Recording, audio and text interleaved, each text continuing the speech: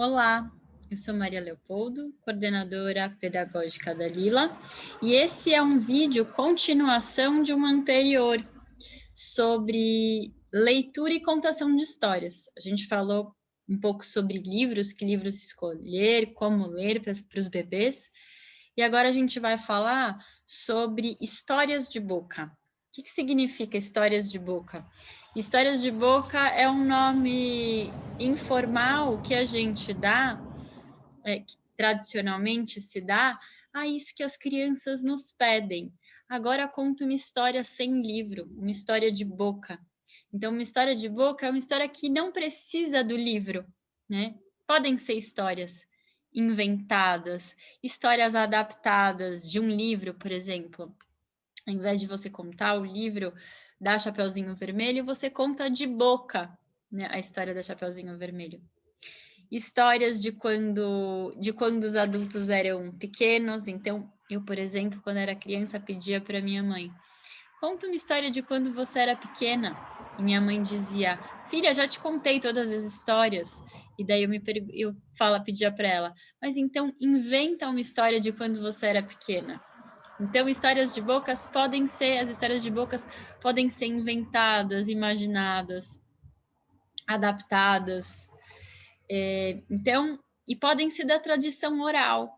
Então, a gente tem muitas histórias da nossa cultura e mundo afora, histórias que são tradicionalmente contadas, de pessoa de geração para geração, de cultura para cultura. Até hoje, as histórias de contos de fada, por exemplo, de contos de fada que a gente escuta, elas originalmente eram histórias da tradição oral. Então, por exemplo, Bela Adormecida, Cinderela, e muitas outras, Polegarzinho, por exemplo, são histórias que foram registradas pelos irmãos Grimm, pelos Perrault, mas originalmente elas eram histórias de boca. E daí a gente vai pensar, nossa, mas a gente vai contar histórias de boca para os bebês? Sim, a gente vai adaptar para o que a gente acha que pode interessar os bebês e aquelas crianças, entendendo que os bebês não são todos iguais, mas que a gente pode contar a história para os bebês sem necessariamente um livro. Eu vou compartilhar um pouco aqui da minha tela para mostrar uma apresentação de algumas dicas que que eu gostaria de dar para vocês nesse momento de contar histórias. Então, podem ser histórias bem curtinhas até, né? Não precisam ser histórias longas. Claro que quanto mais velha a criança vai ficando, a gente entende que mais ela vai acompanhando essa narrativa. Mas para os bebês podem ser histórias que comecem curtinhas e aos poucos, se a gente vai percebendo que o bebê vai acompanhando, tá com a gente pode ir lidando com isso e ampliando essas histórias e os recursos que a gente usa também. Então, a gente pode planejar essa história, pensar o fio da história, né? A cena, os personagens. Pode ser uma história espontânea e super simples, mas se for uma história que tem uma narrativa um pouquinho mais extensa, pode ser interessante pensar sobre esses personagens, sobre esses cenários, acontecimentos. A gente pode dançar, cantar, fazer gestos, brincadeiras com as palavras. Então, pode fazer parte da nossa contação de histórias de boca, vários recursos cênicos e gestuais, teatrais, enfim, a gente pode usar o que a gente tem de melhor. Então, vai ter gente, por exemplo, que adora cantar, tem gente que adora dançar, tem gente que gosta, que é divertido. Então, a gente pode utilizar isso que é de cada um na hora de contar a história. Ou seja, não tem jeito certo de contar uma história de boca. Mas o tom de voz, os gestos e os olhares são muito importantes.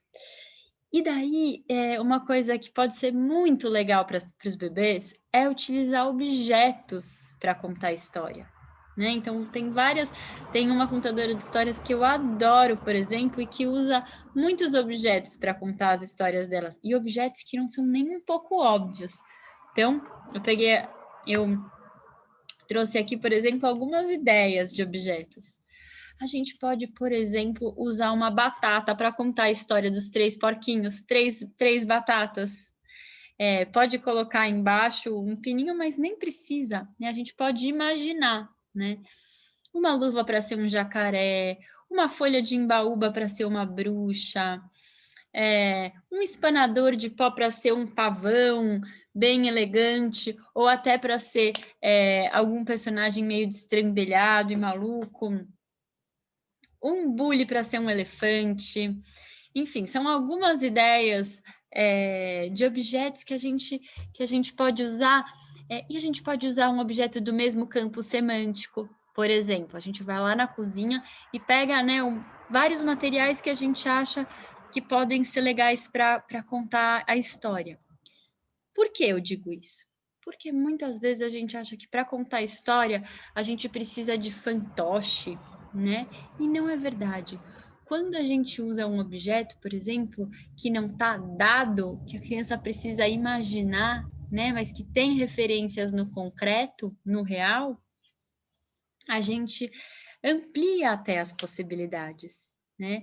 Então, a gente pode olhar para os objetos e entendendo o que eles nos lembram, o que eles nos inspiram, a forma deles ou o sentido deles, né? Às vezes, por exemplo, eu coloquei aqui um pano que a gente pode chacoalhar para ser uma criança muito eufórica e alegre, né? Não é a forma de uma criança, mas é a intenção, né? É o movimento gestual que pode lembrar uma criança muito animada. Bom, então, voltando aqui, a gente pode também criar um clima gostoso na hora de contar a história. Então, diminuir o ritmo, acender uma vela, colocar algumas almofadas, enfim, climatizar essa história, né? Mostrar para a criança que agora a gente vai para um outro universo, ou para o bebê que a gente vai para um outro universo, né? Mudar o tom de voz, o jeito que a gente anuncia a contação de história, então para o bebê entendendo que uma coisa diferente vai acontecer, né? Então, são alguns marcadores que podem funcionar e que podem ser interessantes para o bebê entendendo que coisa é essa que vai acontecer. E algumas dessas dicas, e todas essas dicas funcionam também para as crianças mais velhas, eu vou também gravar um outro vídeo para falar disso, mas tem algumas, pensando para os bebês, a gente pode adaptar para uma narrativa mais simples, mas que pode envolver e que pode trazer um momento de muita qualidade com o adulto. Então, essa é uma ideia de proposta que pode ser muito gostosa e significativa para fazer com as crianças bem pequenininhas.